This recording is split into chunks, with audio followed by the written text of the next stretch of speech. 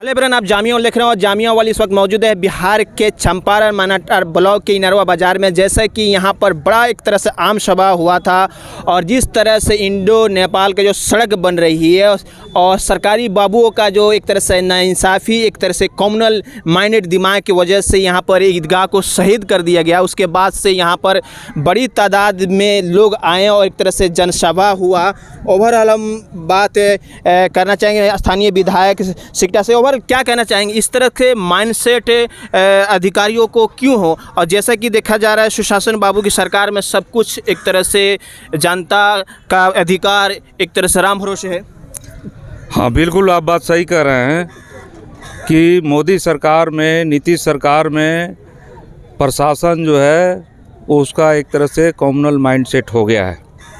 और आप इसका प्रत्यक्ष उदाहरण जहाँ हम लोग हैं, जिस समस्या वो उसका कॉमनलाइजेशन हो गया है। तो एक आदमी की ये समस्या नहीं है, लेकिन सबसे मूल समस्या जो है वो सड़क निर्माण विभाग की है, एनएच की है। कि जब वो सड़क का संरेखण बनाया, जब अलाइनमेंट बनाया, तो उसको ऐसी चीज़ों पर ध्यान देना है।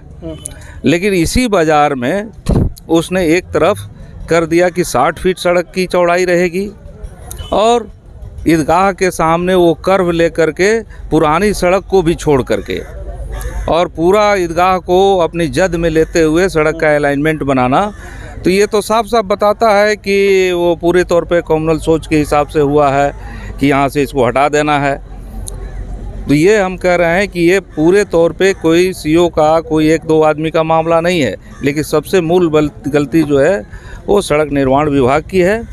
उनको इस पर सोचना है कि इस अलाइनमेंट को चेंज करें। हमारी लड़ाई वहीं पर है। बहुत बहुत शुक्रिया। एक पूरे ज़िले में अभियान चलेगा, हर गांव में, चट्टी बाज़ारों पर इंसाफ सभाएं होंगी, इंसाफ मार्च निकलेगा और हम लोग 9-10 तारीख को, 10 फरवरी को बेतिया में इंसाफ मार्च निकालेंगे।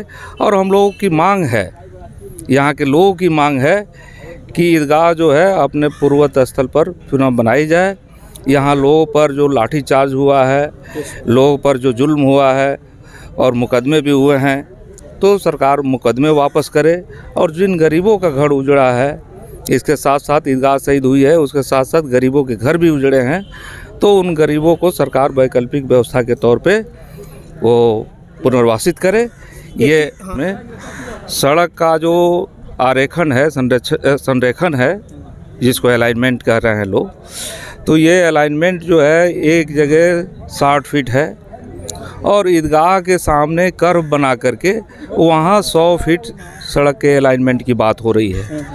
तो पूरे बाज़ार में तो 60 फीट हो सकता था अलाइनमेंट, कोई विवाद ही नहीं होता, ईदगाह भी बच जाती। लेकिन पूरे तौर पे जो सरकार का पूरा एक तरह से रवैया है, जो मोदी की सरकार है, उसके साथ साथ नीतीश की सरकार है, भाजपा जैसे प्लान करती है उसी प्लान से नीतीश की सरकार भी प्लान करती है। और पूरे तौर पे सांप्रदायिकता का इस्तेमाल करके, भेदभाव का इस्तेमाल करके नागरिकों के अधिकारों का हनन करना, गरीब गुरबों को उजाड़ना, अल्पसंख्यकों को तंग करना, ये नीतीश सरकार में ये नीति बन गई है। इसको लोग अब बर्दाश्त में सड़क का जो आरेखन है, संरेखन है, जिसको अलाइनमेंट कह रहे हैं लोग, तो ये अलाइनमेंट जो है एक जगह 60 फीट है और ईदगाह के सामने कर्व बना करके वहाँ 100 फीट सड़क के अलाइनमेंट की बात हो रही है। तो पूरे बाज़ार में तो 60 फीट हो सकता था अलाइनमेंट, कोई विवाद ही नहीं होता, ईदगाह भी बच जाती।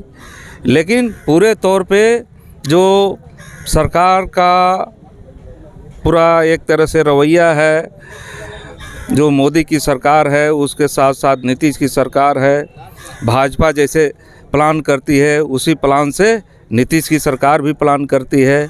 और पूरे तौर पे सांप्रदायिकता का इस्तेमाल करके, भेदभाव का इस्तेमाल करके नागरिकों के अधिकारों का हनन करना, गरीब गुरबों को उजाड़ना, अल्पसंख्यकों को तंग करना, ये नीतीश सरकार में ये नीति बन गई है।